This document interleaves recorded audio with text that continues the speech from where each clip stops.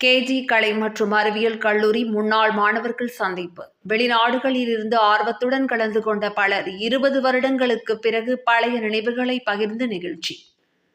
Kovai Saravanampatti KG கலை மற்றும் அறிவியல் கல்லூரி முன்னாள் மாணவர் சந்திப்பு நிகழ்ச்சி கல்லூரி வளாகத்தில் நடைபெற்றது. முன்னாள் மாணவர் சங்கத்தின் சார்பாக ரீவைண்ட் 2025 எனும் தலைப்பில் நடைபெற்ற இதில் கல்லூரியின் மாணவர் நலன் புல முதன்மையர் பூவலிங்கம் அனைவரையும் வரவேற்று பேசினார். தொடர்ந்து நடைபெற்ற நிகழ்ச்சியில் KGISL கல்வி நிறுவனங்களின் நிர்வாக அறக்காவலர் முனைவர் அசோக் பக்தவாச்சலம் கலந்து கொண்டு சிறப்புரையாற்றினார். அப்போது பேசிய அவர், ஒவ்வொரு மாணவனும் அறிவோடு சமூக அக்கறை கொண்ட மனிதனாக தன்னை உருவாக்கிக் கொண்டு தாங்கள் கற்ற கல்வியை நாட்டின் முன்னேற்றத்திற்கு சரியான முறையில் பயனளிக்கும் வகையில் நடந்து கொள்ள வேண்டும் என தெரிவித்தார்.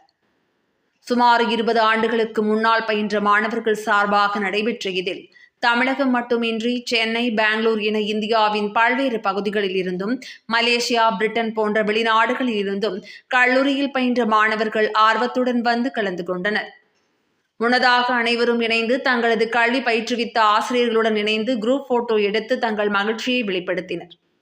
தொடர்ந்து தாங்கள் 20 ஆண்டுகளுக்கு முன்னர் பயின்ற பள்ளி வளாகம் மற்றும் வகுப்பறைகளை கண்டு தங்கள் பழைய நினைவுகளை பகிர்ந்து கொண்டனர். தொடர்ந்து நிகழ்ச்சியில் முன்னாள் மாணவர் சங்கத்தில் புதிதாக தேர்ந்தெடுக்கப்பட்ட நிர்வாகிகள் பதவியேற்றுக் கொண்டனர். விழாவின் ஒரு பகுதியாக பிரபல பின்னணி பாடகர்களான அரவிந்த் சீனிவாஸ் மற்றும் ரேஸ்மா ஷியாம் ஆகியோர் கலந்து கொண்டு இன்னிசை நிகழ்ச்சி நடைபெற்றது. விழாவில் கல்லூரியின் செயலர் முனைவர் வனிதா, கல்லூரியின் முதல்வர் முனைவர் ஜே ரத்னமாலா, தலைமை நிர்வாக அதிகாரி அரவிந்த் குமார் ராஜேந்திரன், முன்னாள் மாணவர் சங்க தலைவர் புவியரசன், பொருளாளர் முனைவர் சந்தோஷ்குமார் ஆகியோர் வாழ்த்துரை வழங்கினர்.